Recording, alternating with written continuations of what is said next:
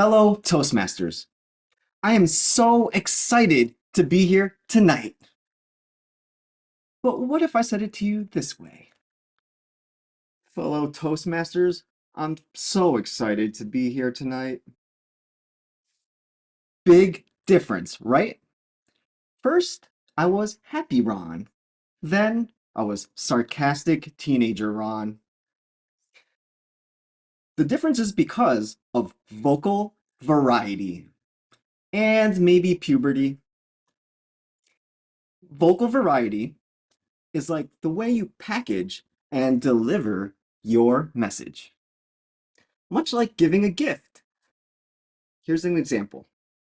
What if I gave you, you, a box with shiny silver wrapping paper and a tag that says, Happy birthday? You'd be excited, right? But what if I gave you this brown ripped Amazon box with a smelly black marker that says, Happy B-Day from Uncle Ron? You'd be disappointed in Uncle Ron and a little scared to open up that box. Let's not be lazy Uncle Ron and instead learn 5 key elements to vocal variety. The first element is volume. You could speak softly or loud like a drill sergeant. But there has to be balance. If you speak too softly all the time, you might make your audience bored. And if you speak too loudly all the time, they might get anxious or irritated. And be careful.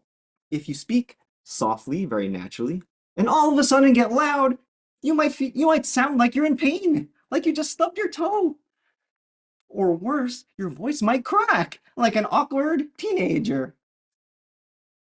But don't worry, with practice, you can develop your vocal cords and breathing muscles.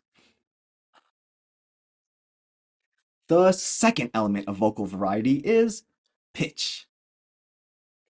When I think of pitch, I imagine those sound waves you learn in physics class. High pitch makes your voice sound piercing and bright, much like how my voice magically changes when I see my dog Yogi.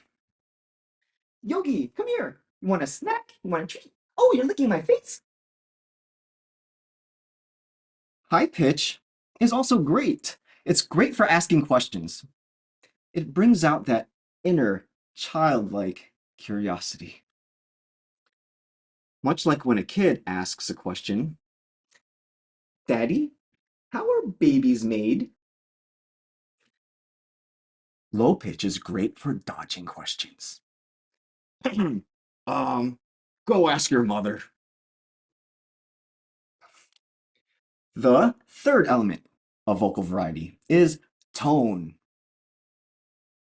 Tone is like the emotion in your voice. It's the nuances, the inflections, and attitude in your voice. You could sound cold, terse, or stern. Or you could sound warm. Here's an example.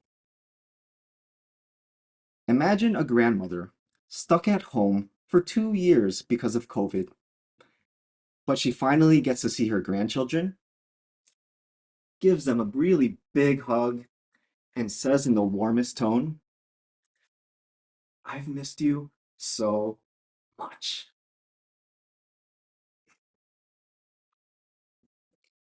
The fourth element of vocal variety is speed. Speed can be very fast.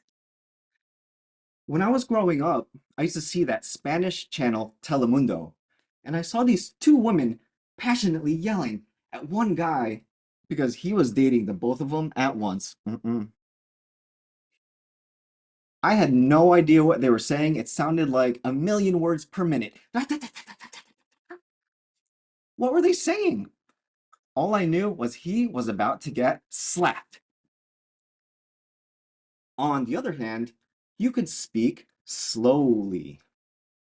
and make your words marinate in your audience's mind. Last but not least, the fifth element of vocal variety is rhythm or pauses. Pauses are a secret weapon. Imagine going to your next work meeting, standing up in front of everyone, and just pausing.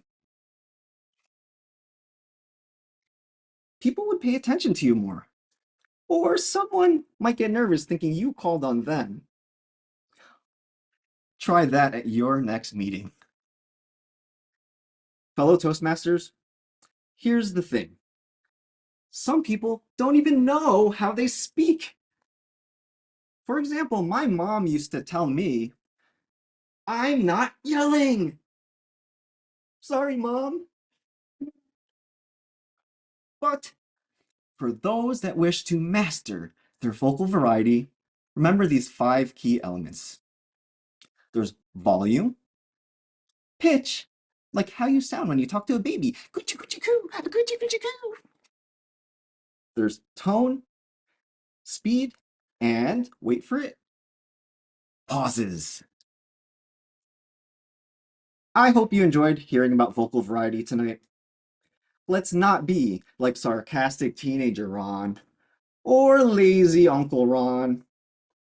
Instead, develop your own very style of vocal variety so you can sound like your very best you.